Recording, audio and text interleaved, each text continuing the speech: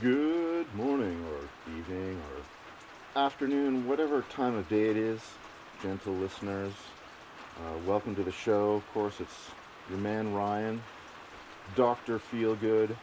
Got a doctorate in art history and a postdoctoral residency in making you feel good. Oh, yeah. And see that the clock has come around to quarter past the hour, which means it's time for our traffic report from Arnie in the sky. Arnie, what do you got for us? Oh yeah, Ryan. Well, I am about 1,000, cruising at about 1,000 feet, and there's not a single road as far as the eye can see. I did, however, just drop my bagel. Attention, Madame la Salle. Everything all right, Arnie? Oh yeah, she just said something about a tabernacle and a host. I think she's a very devout lady. All right, thanks, Arnie. Fly safe and enjoy your bagel when you find it. So, all right, hi everyone. Sorry, I always wanted to be a DJ, and I think maybe it's because I grew up watching WKRP in Cincinnati, and love that. I love that tune, baby. If you've ever wondered what ever became of me, I'm leaving on the air in Cincinnati. Anyway, I can't remember the melody, but I remember it being really catchy and wanting to be Dr. Johnny Fever, I think his name was. So, so this is a bit apropos of episode today 5, which is about tape as a medium, and in a way, it's the fourth episode is the segue into this. Of course, my dad bringing computer programs home on cassette tape when I was a kid, and that was a medium that, of course, defined my generation. Uh, we had it as kids as pre-recorded cassette tapes. You could buy blank tapes. You could record over the pre-recorded stuff by defeating the security feature with a piece of sellotape. And so tapes were liberty, because there's a DIY thing. You could make your own tape, and the mixtape, of course, for my generation, the mixtape is inseparable from, first love, from romance. You made a mixtape for your crush, and it was so beautiful and so much fun to be able to put something together. All of those songs you loved so much, and the order, the combination. I remember waiting to hear stuff on the radio with the cassette tape and recording it, hitting record as soon as it happened to come on if I was lucky. And so I would miss the first few seconds of the song, and the DJs would always fade it into the next song, so the ending would be ruined. And it was just so much fun. I don't know what kids do today if they share, I don't know, playlists or something, but it can't be the same. The object was so important. The artwork, you draw pictures on it, you had your lined card, index card, so you wrote your song titles, and it was a way of communicating kind of about the things that you loved. And I remember there was a girl I made a mixtape for, and who just had no interest in me whatsoever. But I was, I was smitten, and so I made her a tape, and I was really proud of it. And I thought my song choices were super cool and interesting, and I gave it to her, and she's turned out to be almost identical to the tape that the last guy who was interested had given her. So I guess he had great taste, right? But that's sorry, that's one of my funniest memories. But the DIY thing was so cool, and I think, I'm not a music historian, but it's linked to, of course, it's inseparable from the rise of hip hop and rap, and it meant that you didn't need expensive drums and a guitar and practice space and, music lessons in certain cases, having a piano at home, like all that stuff, but all you needed was a cassette tape. a boombox and you could make music, and it's so to me that's one of the most beautiful moments in modern music history, is that radical democratization of music. And of course I love it. I love rap. I love hip hop. I don't know it well. I'm not versed. I'm not an expert in any of it. NWA, man, the power of that was so important to me. Noah showed me them um, in high school, and it just uh, Public Enemy. Wow, I mean, just truly some of the most powerful music ever. And I think Dave Hickey has written about this in a way that's really nice. I love Dave Hickey. He's the writer I want to be. Um, Real Marcus is another one. Anyways, sorry, but I digress. So tape, DIY music, utterly transformed music. You know, kind of made my whole youth in many ways. Um, it was the beginning of the whole piracy thing, of course, which didn't begin with Napster and Metallica and all that and streaming it. It began with tapes, cassette tapes, because it meant that people were easily able to pirate published music. And there, so that the whole thing became divided. There were those radicals who wanted to give music away, and it became a sort of political thing in a funny way. But tape did all that. The medium did all of that, and the medium. So what is the medium? Well, it is some kind of carry. I don't know. Again, I'll get the terms wrong, but a strip of tape made out of plastic, and that is coated with ferrous oxide powder, sort of that can be magnetized. And that's the idea: is it's magnetizable, and you can write on it using magnets, and it will preserve the polarity of the magnetic field once it's been exposed to it. And that then gets translated into electrical signals by the tape machine. The tape head reads it, and that's a way. It's the same principle as the hard disk, a medium that some kind of surface substrate that's been coated with magnetizable material that records, records information that way. So that extends across. So tape then extends across everything from all the various formats of tape to even floppy disks, hard disks, drum drives from the early days of computing, all of that writable, rewritable media using magnetism, which was really, that was so dominant for my generation. And so the tape experience goes together with the first floppy disks. I remember 5.5-inch. I think we used them for the Apple IIs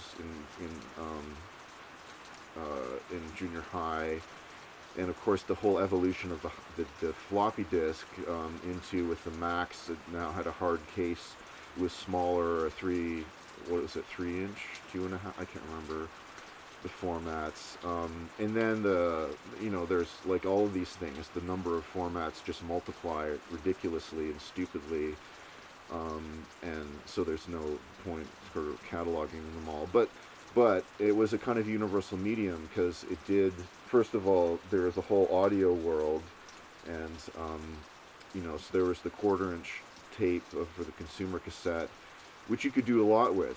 You could buy a 4-track mixer, and you could mix 4 tracks onto a 1/4-inch cassette tape, and you could mix your album with it.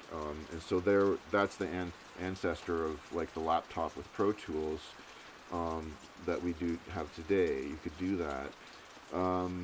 In the commercial world, I had a bit of exposure to this because I recorded an album that Juvenilia, I hope never will see the light of day, so no one will dig that up.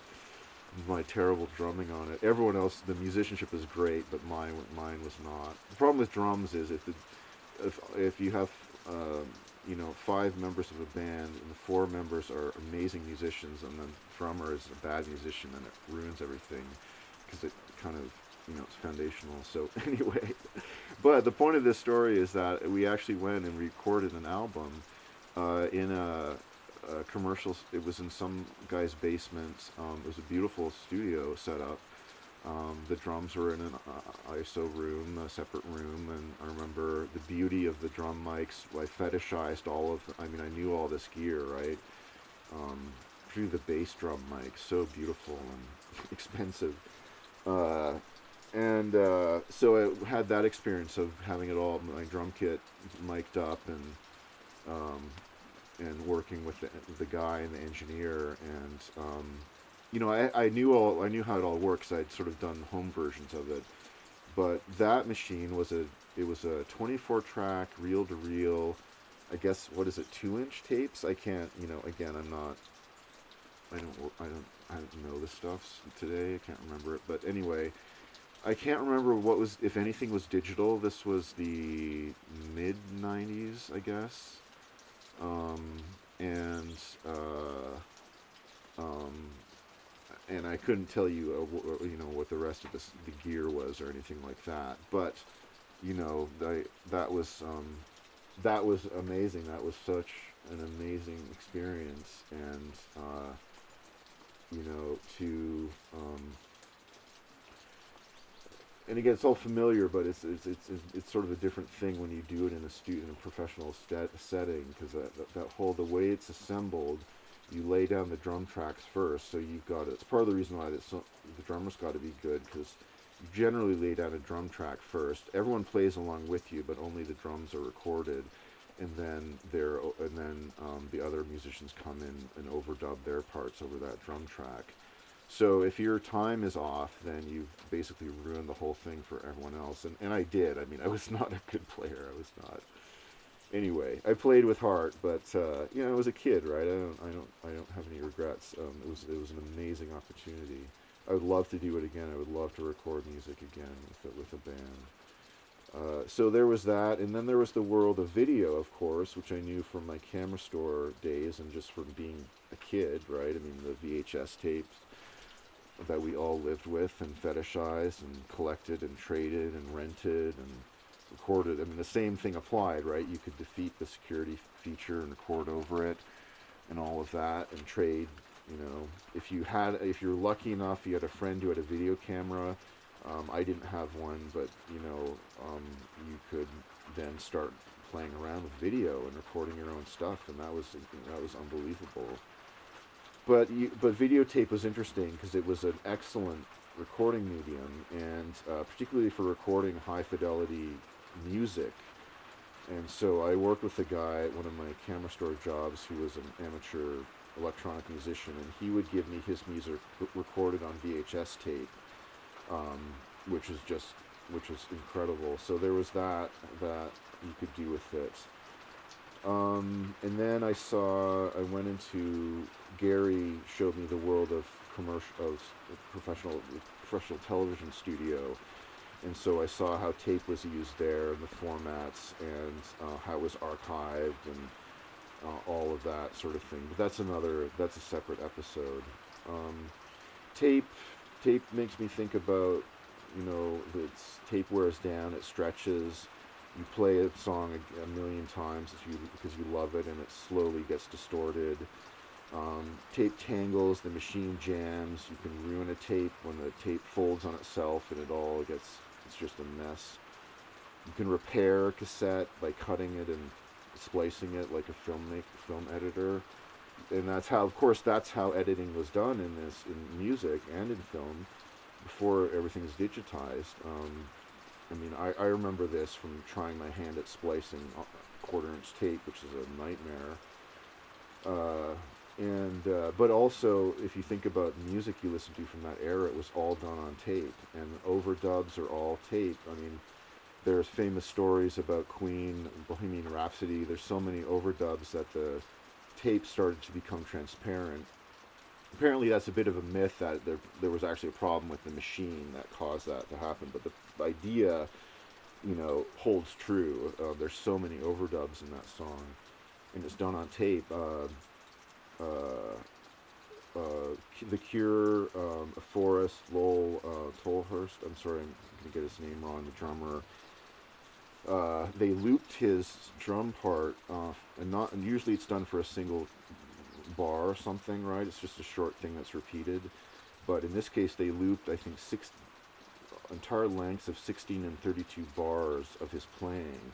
So whatever that is, however many 30 seconds or whatever, a 30-second tape loop on quarter-inch or 1-inch tape is a thing you have to deal with, right? It is long and it's fragile and it tangles, and so there are stories about this. I can't remember the bands, if it was Queen or The Cure, or someone else, and having all of these when they're cutting the album, or recording the album rather, producing it, that they were using these long tape loops, and there are hundreds of them all hung up on this in the studio walls, because they're 8 feet long or whatever, and it just looked like a mess. And the cleaner came in and threw it all in the trash, and they had to go and dig the stuff out from the dumpster and like piece it all back together. But that was the world of tape, right? It was fragile. It was a thing, you know. It melted if you left it in your car, like vinyl did that as well. I ruined so many beautiful albums by leaving them in the backseat of the car. So the medium is fragile in a way that digital isn't. Digital is fragile in different ways. That's another episode. Tape. What am I forgetting? Tape is not archival. None of the digital storage media is that I know of at all. I mean, archival is it will last for hundreds of years. I mean, a book printed on pre-20th century, pre-19th century paper rather, that's in good shape, a nice linen rag paper, cotton rag paper, whatever, will last for thousands of years. Your cassette tape, anything recorded on a magnetic medium will degrade and probably be gone in 50 years. I have many old VHS tapes that will never play again. The good stuff too, like experimental video and whatnot, irreplaceable. That's just dead, and it dies over time. And it's a problem in the museum world for museums that collect new media. You can't play the stuff is not archival. You can't get parts to use the old machines anymore. It's in a funny way, and I know this as a historian. It will be hard to be a historian of our era, because most of our media will have vanished, and that is all the more the case now with electronic media. So so there's that aspect of tape too. That it's for me it's just nostalgia. Like it's not. I don't use it anymore. I would probably won't use it again. But anyway, yeah. So maybe I'll stop there. So thanks everyone. Love you all, and talk to you soon.